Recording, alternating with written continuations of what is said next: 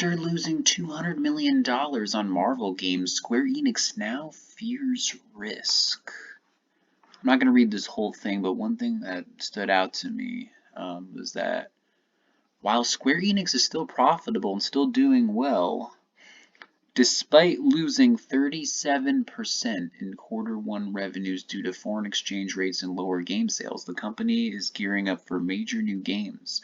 Square Enix's spending on new games has swelled to a record-breaking $792 million in fiscal year 2022. Whoa. Record-breaking. And yay, NFTs and blockchain. Okay, but I'm not talking about that again. I'm just kidding. I'm not excited about that. But anyway, yeah, Square Enix, it looks to me like Square Enix wants to change. I don't know what direction this company is going in. I know the rumors about Sony acquiring them have been going on for over a year. I don't know if it's still going to happen. But they made a lot of big changes lately, and I don't know the future of this company. Apparently, they are having financial problems. Not that the company's going out of business or anything, but like they're not doing as well as they want.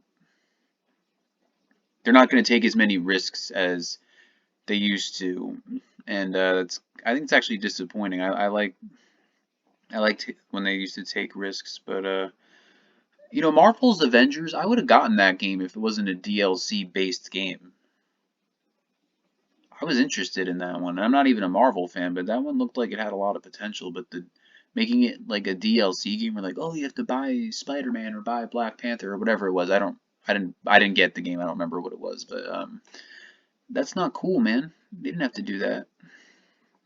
When I buy a game like with the Avengers in it, I want the Avengers to be in it. I don't want it to be like, oh, here's some of the Avengers, and then you got to buy the rest.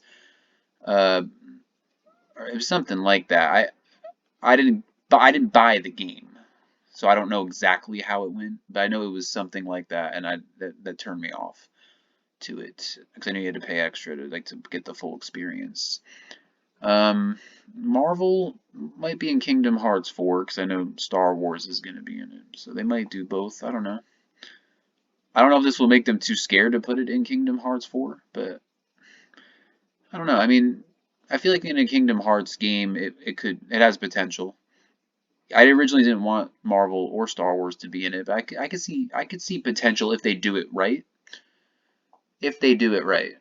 But when I think of Kingdom Hearts, I think of Disney, you know, like obviously. But still, Tron was a level I never thought would. I didn't even know what it was before Kingdom Hearts 2 was coming out when they announced it. I didn't know what it was yet until that announcement, and I thought it was one of the best levels in the series, and it's my favorite series, so it was that good. Well, anyway, Square Enix, I really hope they don't ruin their company. That's all I'm going to say. I hope Square Enix goes back to being as good as they were on the PS2, even though I don't know if that's likely that they'll be that good again. But I remember them being in trouble back then, too, and then like Sony would come in and save them and partially own them. Then Enix merged with them when they were Squaresoft, obviously. This is when this happened. Like, so they've been in this situation before, and they're not even like in jeopardy of going out of business. I know they have games like the Final Fantasy games are keeping them afloat, I would say. Like Final Fantasy VII Remake, Final Fantasy XIV, like those games seem to be keeping them afloat right now. I just hope they don't make too many stupid decisions. That's all I'm saying. I hope they don't ruin their company. Please don't ruin your company, Square Enix. Please don't ruin your company. And I am worried if Sony acquires them. I mean, it'd be cool. I don't know, like, I feel like there could be some pros and some cons to that.